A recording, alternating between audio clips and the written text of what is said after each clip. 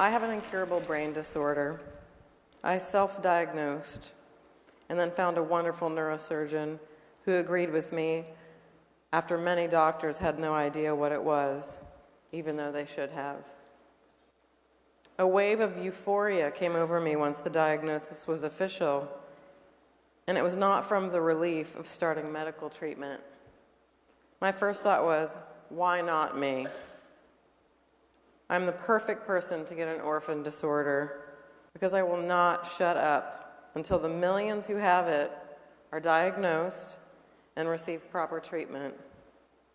All of my life's fears fell away without effort. I enjoy flying now. Previously, I white-knuckled it from arrival at the airport to landing.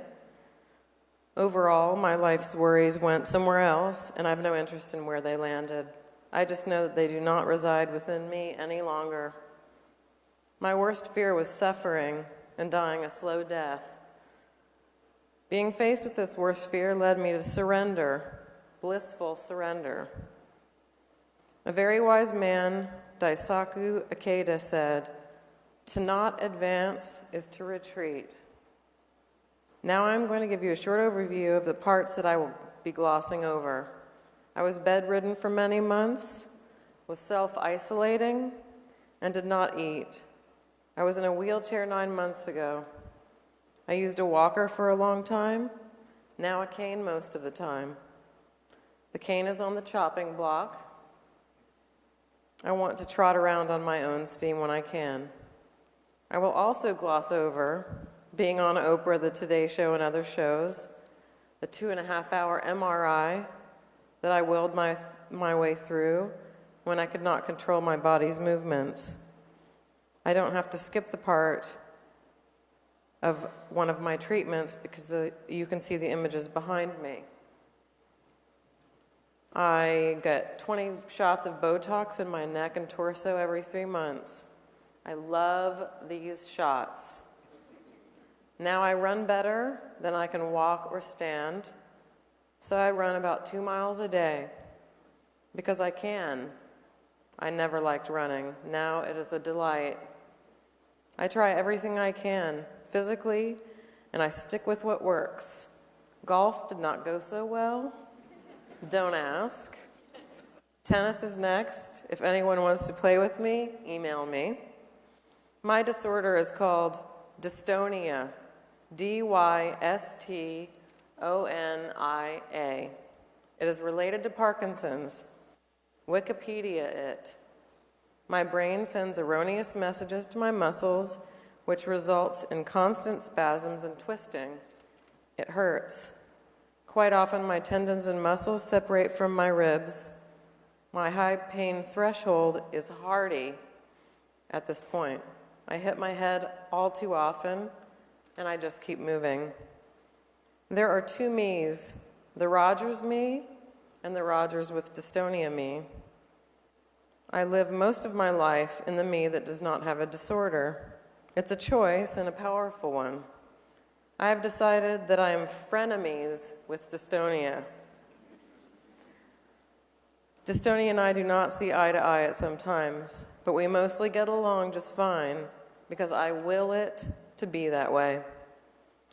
Once we are no longer in each other's lives, I will reminisce, but I will not yearn to reconnect. I have never asked if I will get better or if I will die. My life is minute by minute, day by day, so there is no time for such questions. A concerned friend asked me what being fearless was like, and she was concerned that I might put myself in danger. I'm pretty sure she was afraid I was going to start jaywalking on major freeways in Los Angeles, but I reassured her that my fearlessness would be allocated for good and for activism for others, not for crazy. Dealing with judgments in public because of how I look has been an interesting social study. At first, I will admit, it was difficult, but I adjusted quickly. I learned how to tell the difference between the gawking and what I call the Oprah stare. If one more person asks me what perfume she wears, I will say, I have no idea, that it was lovely. And if they ask me if she is nice, I will say yes. Due to my contorted appearance, some people assume that I have a low IQ. I have never taken an IQ test, but I'm pretty sure their assumptions are incorrect. I do not fault them for their erroneous impressions, but I would love for people to look at me and other special needs people and see a human being, not an illness. I know this is a tall order. Back to the call to arms, that is a huge part of my mission. Dystonia is not rare. It is an orphan. There are millions who suffer from this and only realized what they had after seeing me on television. Awareness and advocacy are two of my new full-time jobs, especially after doing home visits to see homebound dystonia patients. I advocate for patients all over the world, and I have had many successes in helping the undiagnosed. In helping the undiagnosed get into specialists without delay.